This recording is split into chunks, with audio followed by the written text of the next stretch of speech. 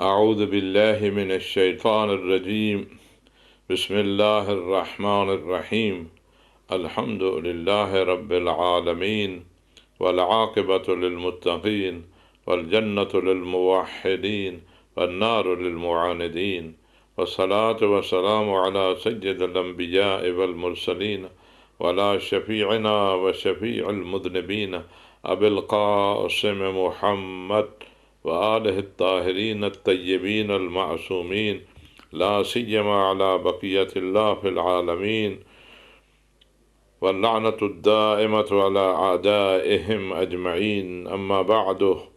فقد قال اللہ الحکیم فی کتابہ المجید بسم اللہ الرحمن الرحیم وعد اللہ الذین آمنوا منکم وعملوا الصالحات لَيَسْتَخْلِفَنَّهُمْ فِي الْأَرْضِ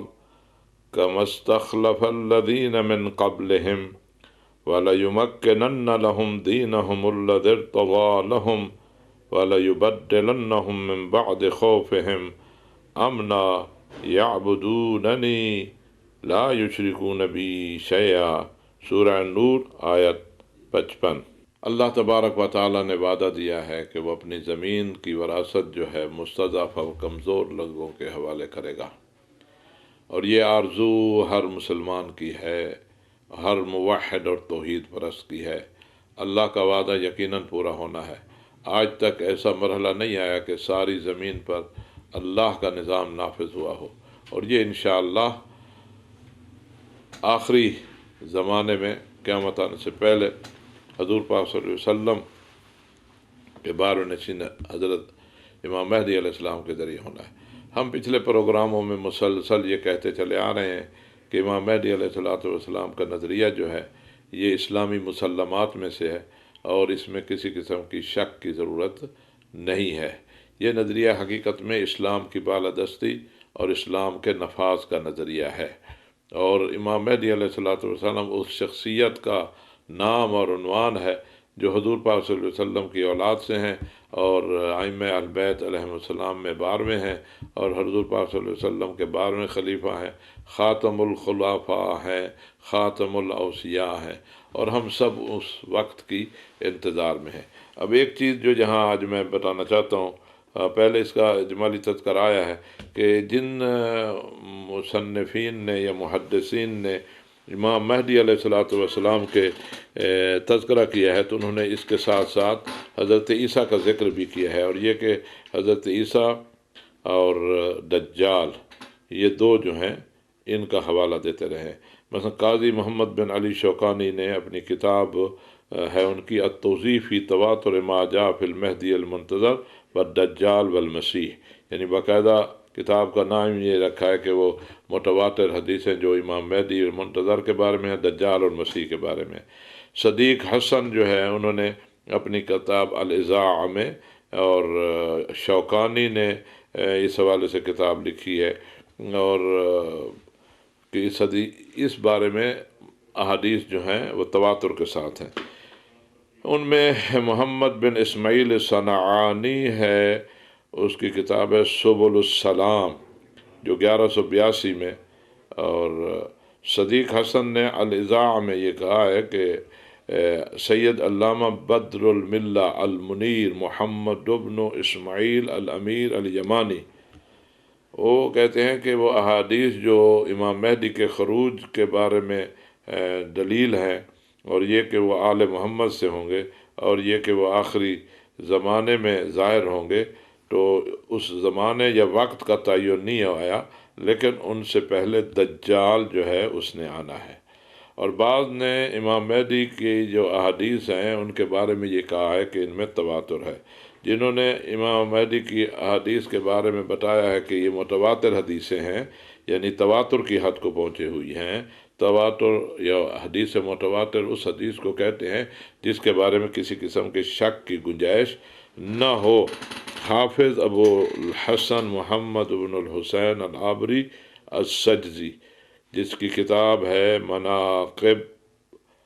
یہ شافعی ہے، مناقب الشافعی، اس کی وفات ہے 1363 میں، 1363 ہجری۔ انہوں نے فرمایا کہ محمد بن خالد الجندی راوی ہیں حدیث کے کہ وہ جو کہا ہے کہ مہدی نہیں ہے مگر وہی عیسیٰ بن مریم ہے، تو انہوں نے پھر کہا کہ یہ جو آیا ہے شخص محمد بن خالد، تو اس کی کوئی وثاقت جو ہے معروف نہیں ہے اور اس سے اشتباہ ہوا ہے، ورنہ احادیث جو ہے متواتر ہیں کہ مہدی اہل بیت سے ہیں، وہ مستقل حیثیت کے مالک ہیں، اور وہ جب آئیں گے تو 7 سال حکومت کریں گے اور زمین کو عدل و انصاف سے بھر دیں گے۔ البتہ امام مہدی جب ظہور فرمائیں گے کتنے سال حکومت کریں گے، تو 7 سال کی روایت ہے، 9 سال کی روایت ہے، اور 70 سال کی روایت ہے، 365 سال کی روایت ہے، اور موجودہ دور کے بہت بڑے عالم فقیہ سید علی خامنئی حفظہ اللہ، وہ فرماتے ہیں کہ جس ہستی کی آمد کے لیے ہزاروں سال انتظار رہی ہے، تو وہ آئیں گے اور 7 یا 9 سال حکومت کریں گے۔ وہ تو آئیں گے، پھر قیامت کے دن کی آمد تک ان کی حکومت ہوگی، اور ان کے بعد تو پھر قیامت نے آنا ہے، تو ان کی حکومت کے لیے سالوں کا تعین کرنا جو ہے یہ مناسب نہیں ہے۔ اور ان کے ساتھ جو ہے حضرت عیسیٰ آئیں گے، اور حضرت عیسیٰ جو ہیں امام مہدی علیہ السلام کا ساتھ دیں گے دجال کو ختم کرنے میں، اور حضرت عیسیٰ جو ہیں امام مہدی کے پیچھے نماز پڑھیں گے۔ اس کو ابن قیم نے اپنی کتاب الانار المنیف میں بھی نقل کیا۔ حافظ ابن حجر نے تہذیب التہذیب میں محمد بن خالد الجندی جس نے کہا ہے کہ عیسیٰ ہی امام مہدی ہیں، اس کے بارے میں سکوت اختیار کیا ہے، اور اسے بعض نے کمزور قرار دیا ہے۔ فتح الباری میں ہے کہ نزول عیسیٰ بن مریم اور علیہ السلام، اور سیوطی نے العرف الوردی فی اخبار المہدی، اور اسی طرح مرع بن یوسف نے اپنی کتاب فوائد الفکر فی ظہور المہدی المنتظر، اور صدیق حسن نے اپنی کتاب الازاء میں، اور کہ الازاء لما کان وما یکون بین یدی الساعہ، یہ پوری کتاب کا نام ہے۔ بہرحال اس میں واضح جو بات بتائی گئی ہے وہ یہ ہے کہ جس پر تمام محدثین کا تقریباً اتفاق ہے اور تواتر ہے، باقی جو شاذ روایات ہیں کہ حضرت عیسیٰ ہی امام مہدی ہیں، تو اس پہ کسی نے اعتبار نہیں کیا، ایسی روایت والے کو ضعیف قرار دیا ہے۔ یہ تقریباً تواتر کی حد تک ہے کہ حضرت امام مہدی علیہ السلام نے اہل البیت سے ہونا ہے، اور حضور پاک کی نسل سے ہیں، اور حضرت عیسیٰ علیہ السلام جو ہیں ان کے پیچھے جو ہے وہ نماز پڑھیں گے، اور امامت نماز کی فرزند رسول امام مہدی علیہ السلام کرائیں گے، اور دجال جو ہے اس کا قتل جو ہے وہ حضرت عیسیٰ کے ہاتھوں ہوگا امام مہدی علیہ السلام کی قیادت میں۔ الباب اشراط العظام والامارات القریبہ التي تعقبها الساعة وهي ايضا كثيرة، کہتے ہیں قیامت کے بارے میں نشانیوں میں بتایا گیا ہے کہ ان میں سے ایک نشانی یہ ہے کہ پہلے امام مہدی آئیں گے، اور امام مہدی علیہ السلام کی حکومت قائم ہوگی، ان کی حکومت کے قیام کے بعد پھر قیامت آئے گی۔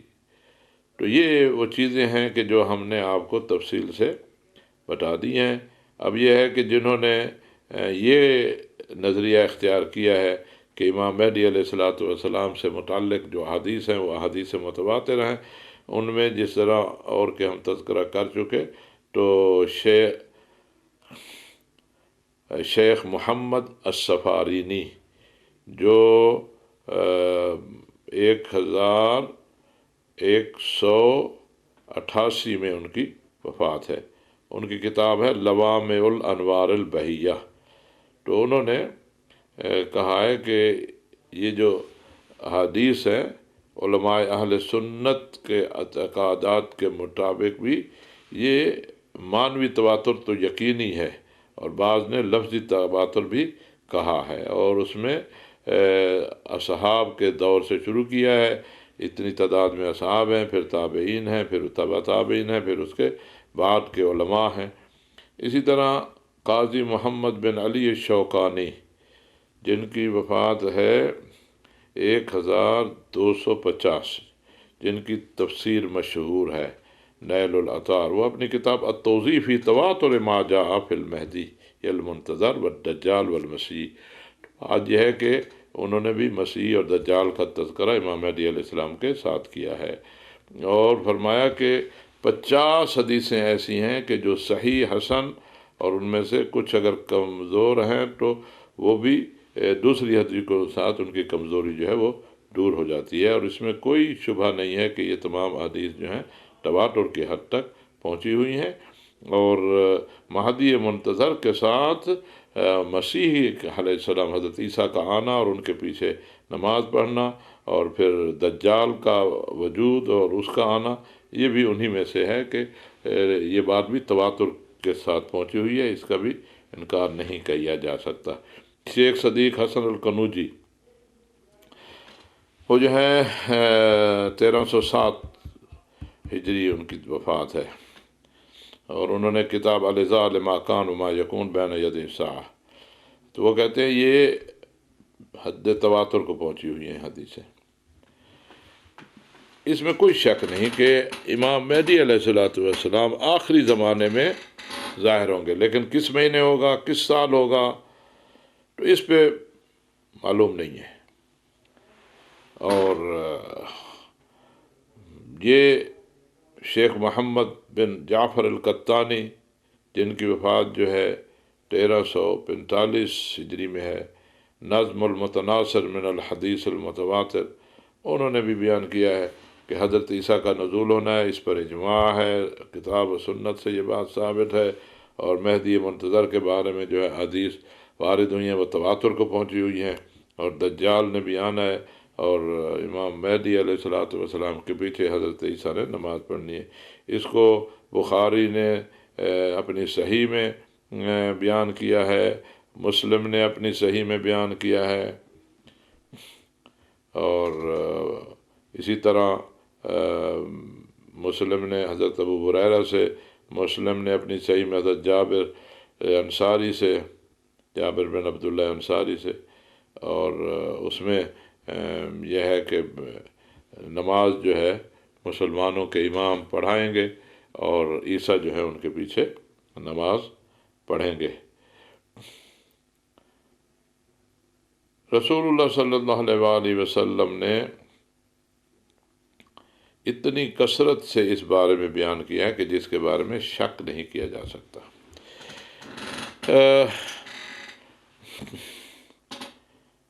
ابن تیمیہ نے منہاج السنہ میں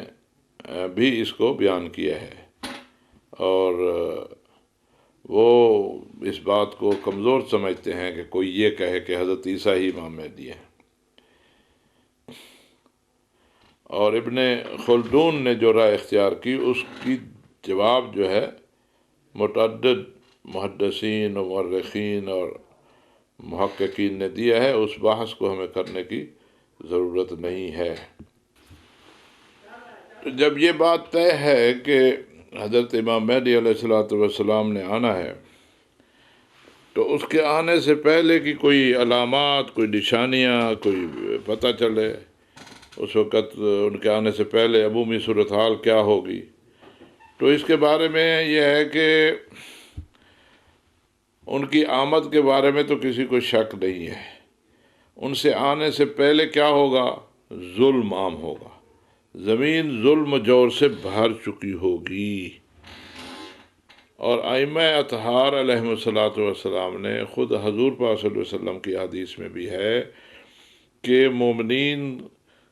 کے اوپر اس طرح مصائب آئیں گے، اور اس طرح وہ ٹوٹ پھوٹ کا شکار ہوں گے، جس طرح شیشے کو توڑ دیا جائے تو کس طرح وہ ریزہ ریزہ ہو جاتا ہے۔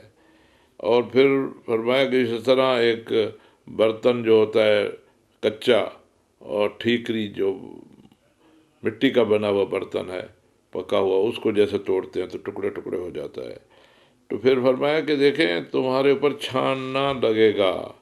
آزمائش سے گزرو گے، اور فتنے ہوں گے، پریشانیاں ہوں گی، بدعتیں ہوں گی، اسلام سے لوگ بغاوت کریں گے، اسلام کے خلاف پروپیگنڈا ہوگا، اور مومن پریشان ہوگا اور قحط ہوگا، بیماریاں عجیب و غریب ہوں گی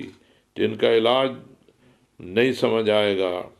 زلزلے ہوں گے، امتحان ہوگا، بھوک ہوگی، فصلیں تباہ ہوں گی، بے وقت بارشیں ہوں گی، راستے بے امن ہوں گے، لوگوں میں پریشانی ہوگی، لوگ جو ہیں در بدر ہوں گے، پناہ ڈھونڈیں گے کہیں انہیں پناہ نہیں ملے گی، ایک دوسرے سے نفرت ہوگی، ایک دوسرے سے دوری ہوگی، عبادات میں توجہ کم ہوگی اور فحاشی زیادہ ہوگی، بڑی بڑی اونچی بلڈنگیں ہوں گی، فاصلے کم ہو جائیں گے اور بریانی بہت ہوگی، حتیٰ کہ مکہ اور مدینہ میں فحاشی آ جائے گی، گانے بجانے والیاں وہاں موجود ہوں گی، گانے والیاں، اور جھوٹ بولنے والوں کا راج ہوگا، عدل نام کی چیز نہیں ہوگی، بدکار لوگ جو ہیں وہ اقتدار میں ہوں گے، جھوٹے وعدے دیں گے، یعنی پورا ماحول جو ہے وہ بگڑا ہوا ہوگا، اور اس میں سب سے زیادہ پریشانی جو ہے مومن کو ہوگی کہ وہ اپنے ایمان کو بچانے کے لیے پریشانی میں ہوگا، اور اس طرح مشکل ہو جائے گا جس طرح ہاتھ میں انگارہ پکڑنا جو ہے مشکل ہوتا ہے۔ اور اس میں البتہ یہ بھی ہے کہ جو اسلام پر چلنے والے ہیں، جو مسلمان ہیں، ان کی آرزو ہوگی اسلام کی بالادستی ہو، وہ اسلام کا دفاع بھی کر رہے ہوں گے، ان کے علماء، اور شبہات کا جواب بھی دے رہے ہوں گے، اور اسلام کی عادلانہ حکومت کے لیے جد و جہد بھی کر رہے ہوں گے، اور آپ کی آمد سے پہلے جہاں ظلم و جور عروج پر ہوگا تو وہاں یہ ہے کہ خراسان کی سرزمین پر اللہ کی حکومت قائم ہونے کی آثار بھی ہیں کہ وہ پہلے ایک حکومت قائم ہوگی، وہ بھی امام مہدی علیہ الصلوۃ والسلام کے حامی لوگ ہوں گے۔ مشرق سرزمین بھی کہا گیا ہے، اور خراسان کا ذکر بھی بہت زیادہ آیا ہے، اور حضرت سلمان سے بھی حضور پاک صلی اللہ علیہ وسلم نے فرمایا کہ اے سلمان، تیری قوم کے افراد ہوں گے جو میرے آخری وصی کا ساتھ دیں گے، اور تیری قوم کے افراد ایسے ہوں گے، اس سے مراد قوم فارس ہے، کہ اگر حق جو ہے ثریا ستارے پر ہوا تو وہاں سے بھی اتار کر لے آئیں گے، اور ان کثیر تعداد روایات ہیں جس سے پتہ چلتا ہے کہ مشرق سرزمین پر ایک ایسی حکومت قائم ہوگی جو اسلام کی بالادستی کے حوالے سے ہوگی، جو اسلام کے قوانین کو عملی جامہ پہنائیں گے، اور اسلام کے نام اور عنوان سے حکومت جو ہے قائم کریں گے، اور وہ اپنے آپ کو امام مہدی علیہ الصلوۃ والسلام کے لیے کانہو ان کی نصرت کے لیے تیار کریں گے خود کو، اور گویا کہ ان کے لیے زمین ہموار کر رہے ہوں گے۔ اور اس طرف اشارہ ہو سکتا ہے کہ جو انقلاب ایران کی سرزمین پر آیا، کہ جس میں امام خمینی رضوان اللہ تعالیٰ کی قیادت میں، اور انہوں نے یہ اعلان کیا کہ یہاں پر اسلام کی بالادستی ہوگی، قرآن و سنت کے مطابق حکومت ہوگی، اور وہ نظام جو ہے ان کا تمام تر مشکلات کے باوجود ابھی تک چل رہا ہے، اور وہ کھلے اعلان کرتے ہیں کہ یہ ہماری حکومت جو ہے انشاءاللہ مقدمہ ثابت ہوگی، اس حکومت کا جس کا اللہ تعالیٰ نے وعدہ دیا ہے۔ افغانستان میں بھی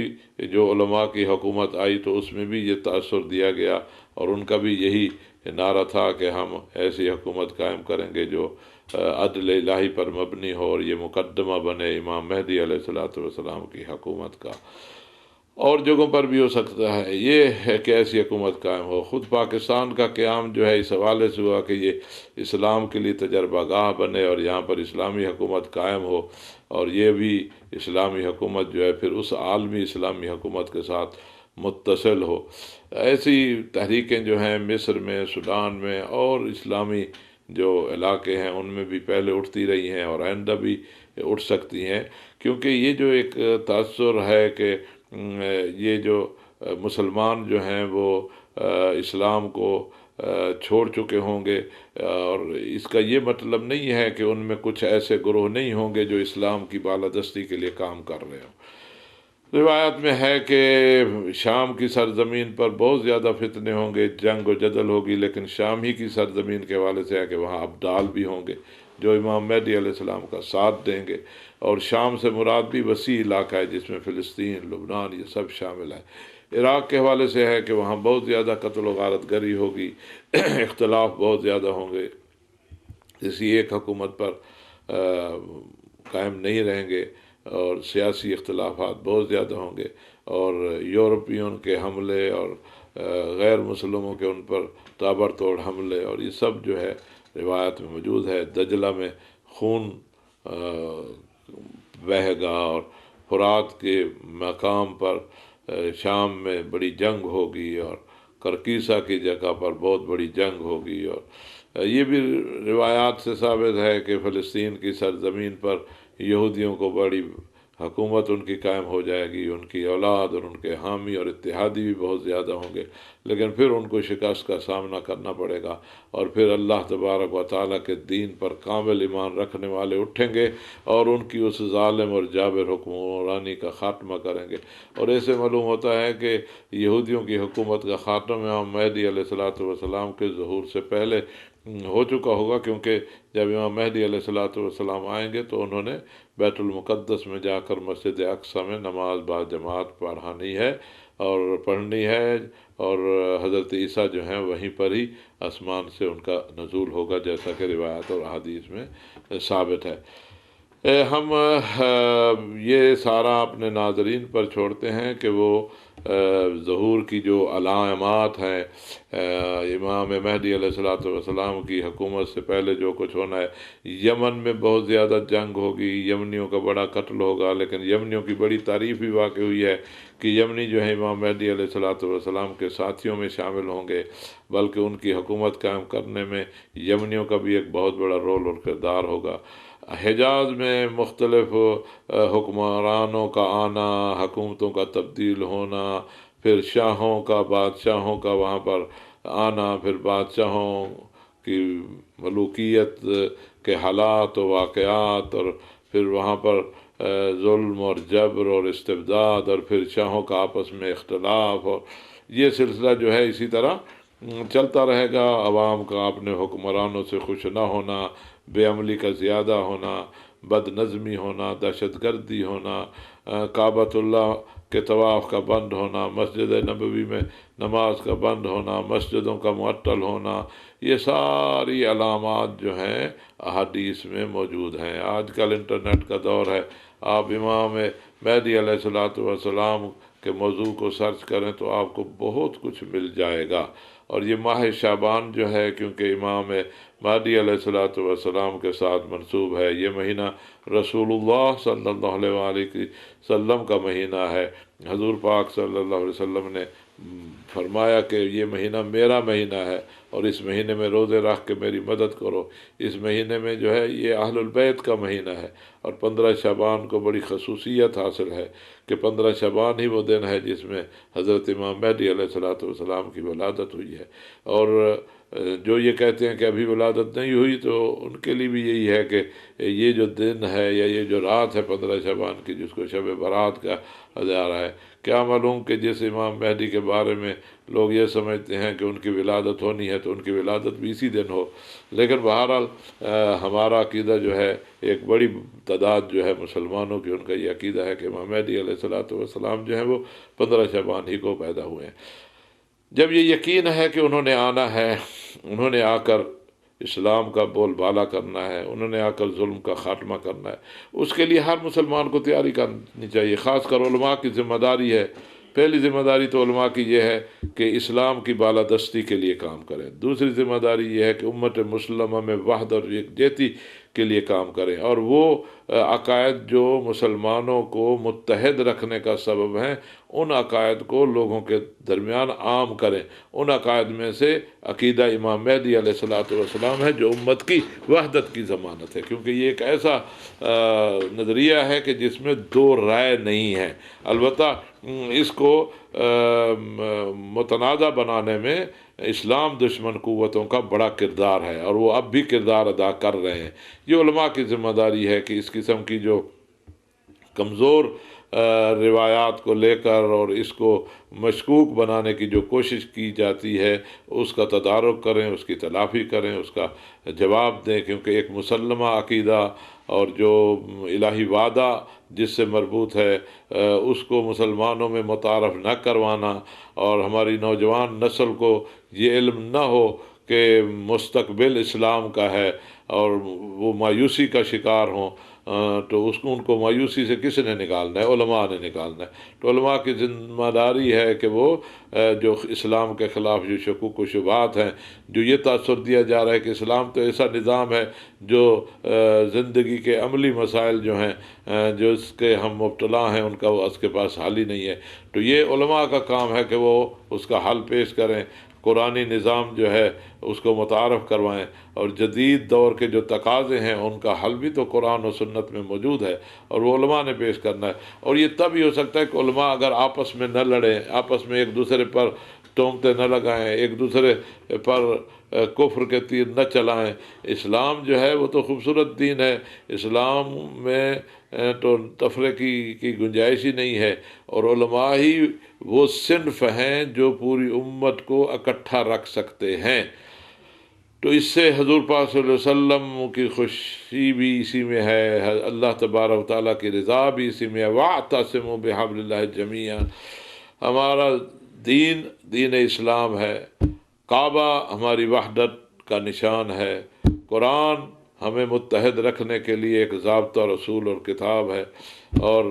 سنت رسول ہم سب کے لیے رہنما ہے، اور علماء جو ہیں ہمارے مقتدا اور ہمارے راہبر ہیں، ہمیں چاہیے کہ وہ بھٹکے ہوں کو صحیح راہ پر رکھیں، اور اسلام ہی صراط مستقیم ہے۔ تو اب یہ سوال ہے کہ آپ کا کہاں ظہور ہوگا، آپ رہتے کہاں ہیں؟ ہمیں نہیں پتہ آپ کہاں رہتے ہیں، لیکن اسی جہان میں رہتے ہیں۔ ہاں، حدیث میں موجود ہے کہ آپ اللہ کی عبادت میں ہیں اور حج کے موسم پر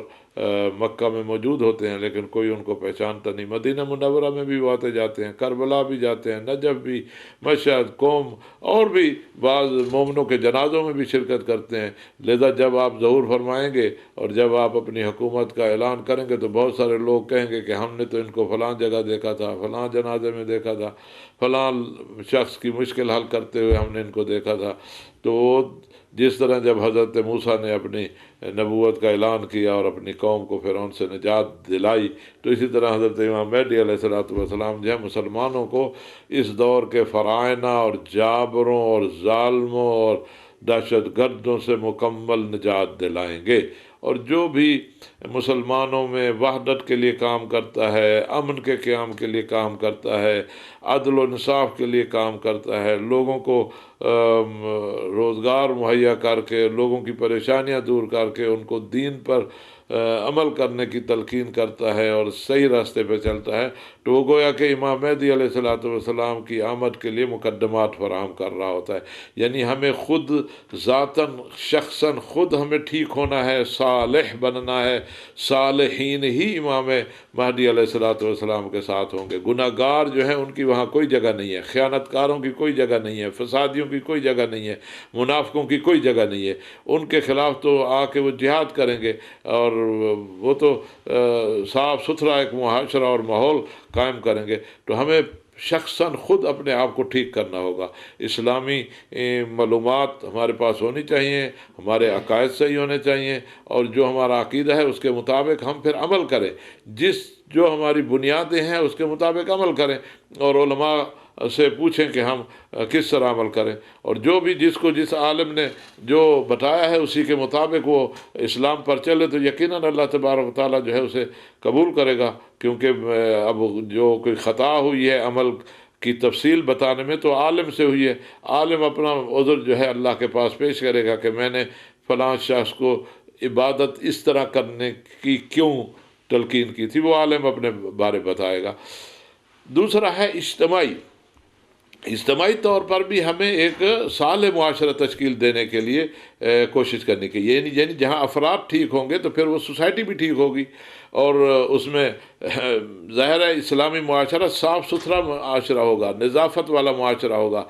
طہارت والا معاشرہ ہوگا، وہاں گندگی نہیں ہوگی، اور وہاں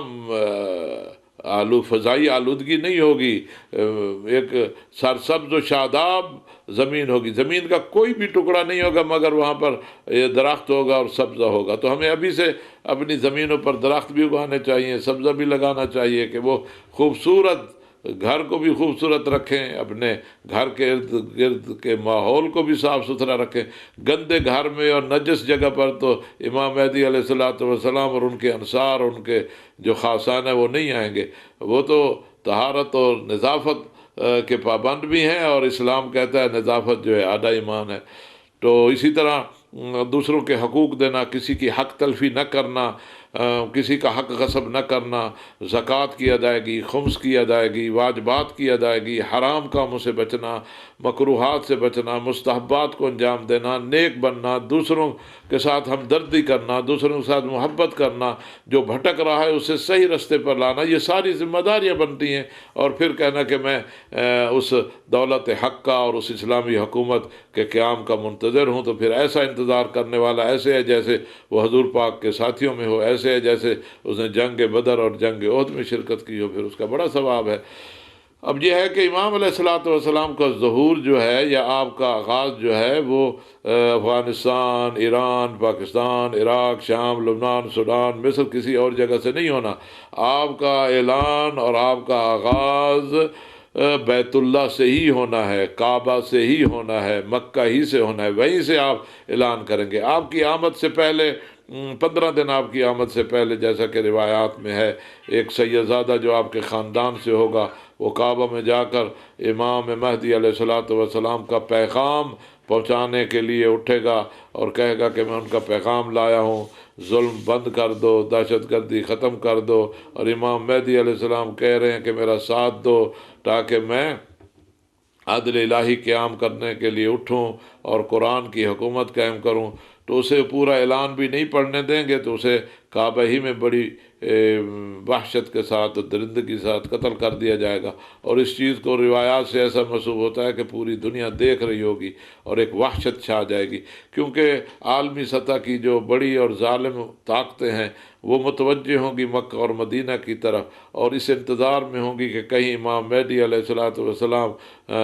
اٹھیں اور ہم ان کا خاتمہ کر دیں۔ لیکن وہ تو اللہ کا اپنا نظام ہے کہ ان کو کوئی نقصان نہیں پہنچا سکیں گے۔ اور اس واقعے کے ٹھیک 15 دن بعد، جو زیادہ تر روایات میں ملتا ہے کہ وہ دن 10 محرم کا ہوگا، صبح کی نماز کا وقت ہوگا، کہ جب آپ مکہ ہی کی وادی سے باہر نکلیں گے اور مسجد الحرام میں آئیں گے، اور جیسے ہی مسجد الحرام میں آئیں گے پہلے سے وہاں پر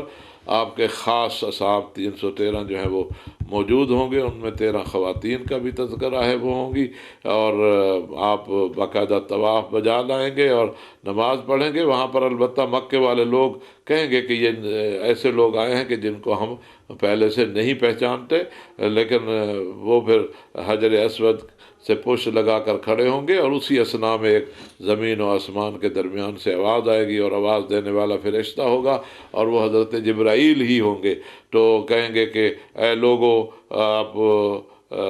بیدار ہو جاؤ، جاگو، سنو کہ اللہ کے خلیفہ مہدی تشریف لے آئے ہیں، اٹھو اور ان کی بیعت کرو۔ یہ اعلان ایسے انداز میں گونجے گا کہ زمین پر موجود ہر شخص اس آواز کو سنے گا، حتیٰ کہ جھونپڑی میں بیٹھی ہوئی عورت بھی سنے گی، سویا ہوا بندہ اسے سن کر آواز کو اٹھ کھڑا ہوگا، اور کھڑا ہوا پریشانی میں بیٹھے گا، بیٹھا ہوا اٹھے گا، اور کوئی بھی نہیں رہے گا جس نے اس بات کو نہ سمجھا ہو۔ ہر شخص اپنی اپنی زبان میں اس کو سمجھ رہا ہوگا، اور یہ ایک بڑے انقلاب کی نوید ہوگی۔ اور امام مہدی علیہ الصلوۃ والسلام کے ہاتھ پر سب سے پہلے حضرت جبرائیل بیعت کریں گے، اور امام مہدی علیہ الصلوۃ والسلام پھر اپنا خطبہ دیں گے، اور اس خطبے میں کہیں گے کہ میں اللہ کا نمائندہ ہوں، میں بقیت اللہ ہوں، میں حجت اللہ ہوں، میں رسول اللہ صلی اللہ علیہ وسلم کا فرزند ہوں، میں وہی منتظر ہوں جس کی تم انتظار کر رہے تھے، آؤ میرا ساتھ دو تاکہ دھرتی سے ظلم ختم کریں، دہشت گردی ختم کریں، زمین پر امن کرم پڑیں، ہر طرف خوشحالی ہو۔ اور امام مہدی علیہ السلام کے ہاتھ پر حضرت جبرائیل کی بیعت کے بعد 313 افراد آگے بڑھیں گے اور آپ کو اپنے گھیرے میں لے لیں گے۔ یہ اللہ کا اپنا انتظام ہے کہ جب امام مہدی علیہ السلام اپنے بارے اعلان کر چکیں گے اور اس کی آواز کو ہر شخص پوری روئے زمین پر سن رہا ہوگا، سمجھ رہا ہوگا،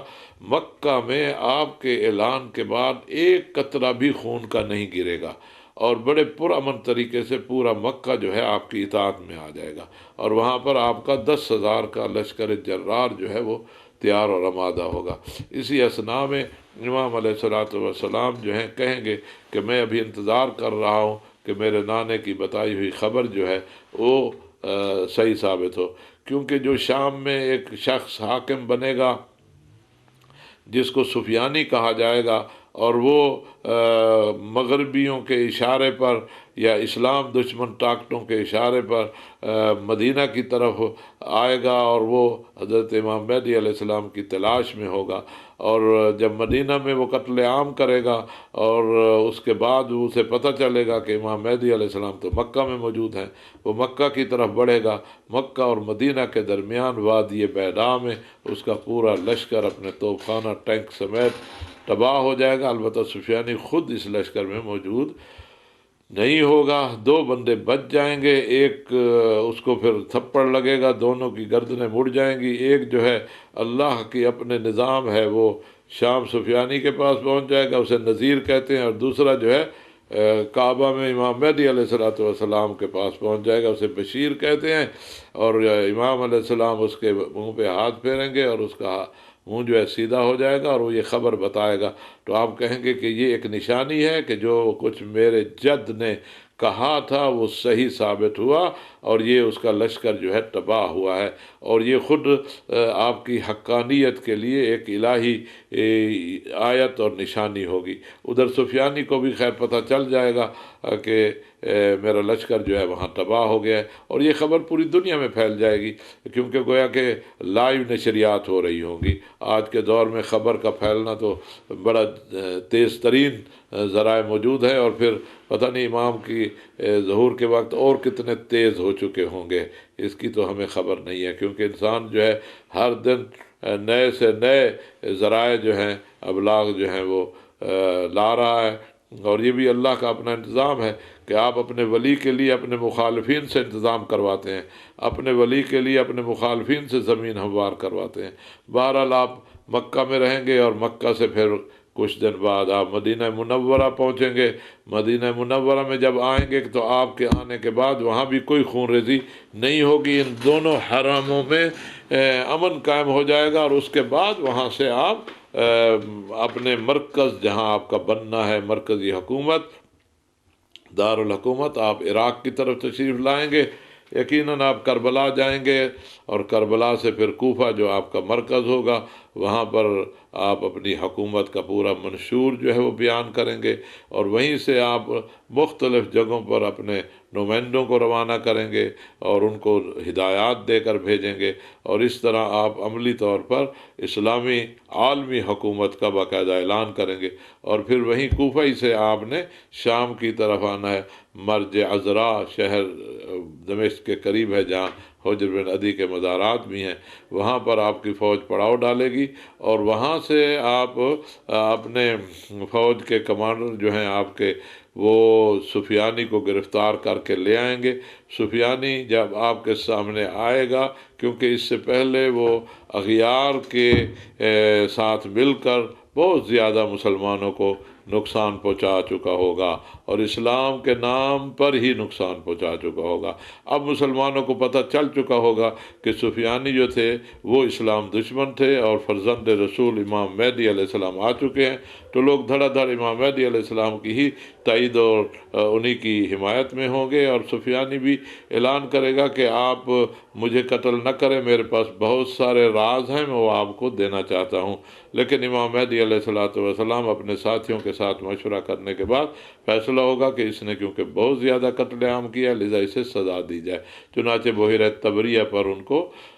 قتل کر دیا جائے گا، اور اس کے بعد امام علیہ الصلوۃ والسلام جو ہیں مسجد اقصی بیت المقدس کی طرف روانہ ہوں گے، اور جیسا کہ احادیث میں ہے اور اس میں پوری ایک تفصیل دی ہوئی ہے کہ آپ 35,000 جوانوں یعنی ہزارہ جوانوں کی جھرمٹ میں درمیان میں گزر کر مسجد اقصی پہنچیں گے، وہاں آپ نماز صبح ہوگی قائم کریں گے، اور جب نماز کی اقامت ہو رہی ہوگی تو حضرت عیسیٰ جو ہیں آسمان سے تشریف لے آئیں گے، اور حضرت عیسیٰ کی آمد پر آپ رک جائیں گے اور ایک کہیں گے کہ یا عم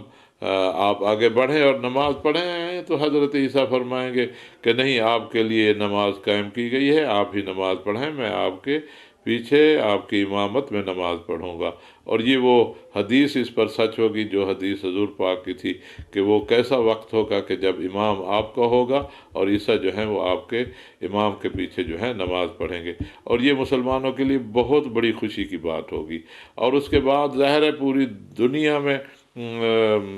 کئی ارب انسان ہے، تو اس وقت ایسا محسوس ہوتا ہے کہ زیادہ تر مسیحیوں کی حکومتیں ہوں گی، مسلمانوں کی تعداد کم ہوگی، تو عیسائی جو ہیں اس وقت مسلمانوں کے ساتھ یورپ حالت جنگ میں ہوں گے، تو حضرت عیسیٰ علیہ الصلوۃ والسلام کی آمد سے عیسائیوں کو بھی ایک ڈھارس ملے گی، اور پھر حضرت عیسیٰ علیہ السلام سے وہ توسل یا رابطہ کریں گے، جیسے بھی ہوگا کہ حضرت عیسیٰ جو ہیں درمیان میں واسطہ بنیں گے۔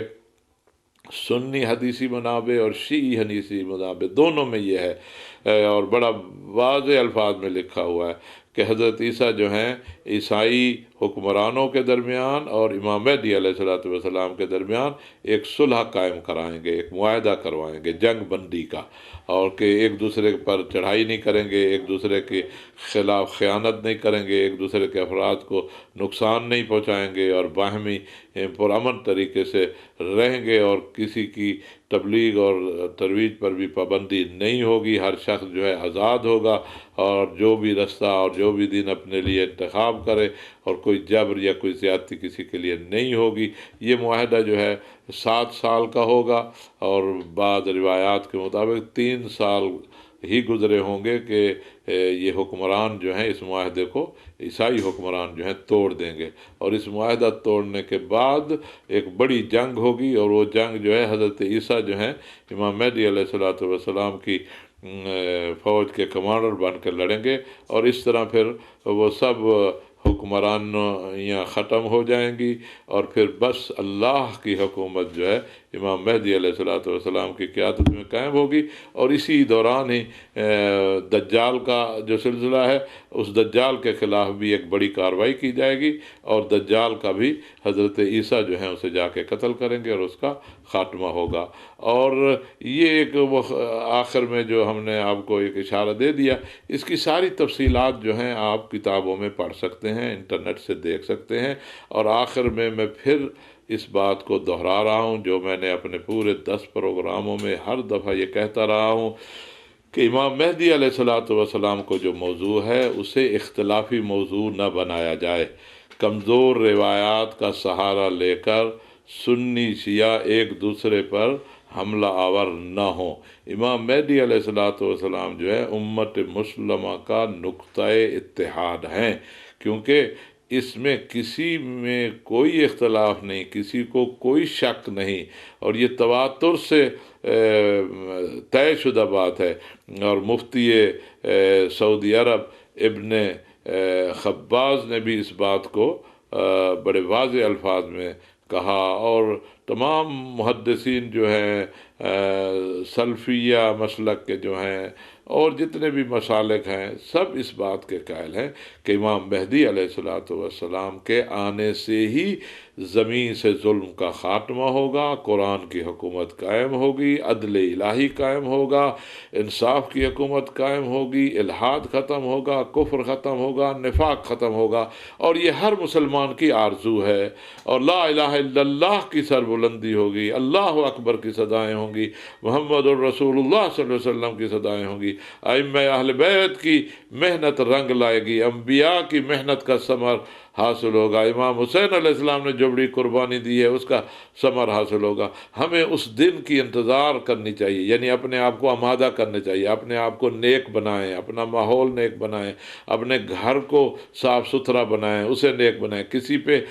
ظلم نہ کریں اور ظلم سہیں بھی نہ، اسلام کی بالادستی کے لیے اور اسلام کی خوبیاں لوگوں کو بتائیں اور ایسے بیانات کریں جس سے لوگ امام مہدی علیہ السلام سے محبت کریں۔ امام مہدی علیہ السلام قاتل بن کے نہیں آئیں گے، امام مہدی علیہ السلام رحیم، رؤوف، شفیق، مہربان باپ بن کر آئیں گے اور وہ رحمت الہی کا مظہر بن کے آئیں گے۔ فقط ان کے لیے وہ اللہ تبارک و تعالیٰ کے انتقام کی تلوار ہوں گے جو باغی ہوں گے۔ اللہ تبارک و تعالیٰ وہ وقت جلد لائے۔ ہمیں دعا کرنی چاہیے امام مہدی کی، طول عمر کی دعا کرنی چاہیے کہ ان کے حالات آمد کے جلد بن جائیں، اور اللہ تعالیٰ نے وہ حالات بنانے ہیں، اور اللہ سے ہر وقت دعا کرنی چاہیے یا اللہ ظلم کا خاتمہ ہو، یا اللہ عدل تیرا جلد قائم ہو جائے، یا اللہ ہر جگہ تیرے قرآن کی بالادستی ہو، یا اللہ یہ محروم طبقہ جو ہے اس کی تو ہی ڈھارس ہے، تیرے سوا کسی سے کوئی امید نہیں، تیرے سوا ہمارا کون ہے، تو ہی ہے یا رب، تو ہی ہے یا رب، کرم کر دے اس قوم پر، کرم کر دے اس امت پر، اور اس امت کی بگڑی خود ہی سنوار دے۔ جگہ جگہ ظلم ہو رہا ہے، ستم ہو رہا ہے، اب لوگوں کی چیخیں نکل رہی ہیں۔ ابھی یہ جو کرونا کی وبا آئی ہے اس نے پوری دنیا کو جھگڑ کر رکھ دیا ہے۔ یا اللہ اپنا کرم کر دے، اس بیماری اور اس وبا سے بھی بچا لے، اور اس وبا کو بھی ایسے انداز میں تو لے آیا ہے کہ ہر جگہ تیری طرف رجوع ہو رہا ہے، اور ہر دل کی یہ آواز ہے کہ اب اللہ کی طرف سے خصوصی کرم، خصوصی رحم ہو جائے، اور وہ وقت جلد آئے کہ جب ہر طرف خوشحالی ہو، ہریالی ہو، امن ہو، سکون ہو، عدل ہو، انصاف ہو، ظلم کا نام و نشان نہ ہو۔ اسی خوبصورت وقت کی انتظار اور اسی خوبصورت دن کی انتظار۔ اللہم عجل لولیک الفرج، اللہم عجل لولیک الفرج۔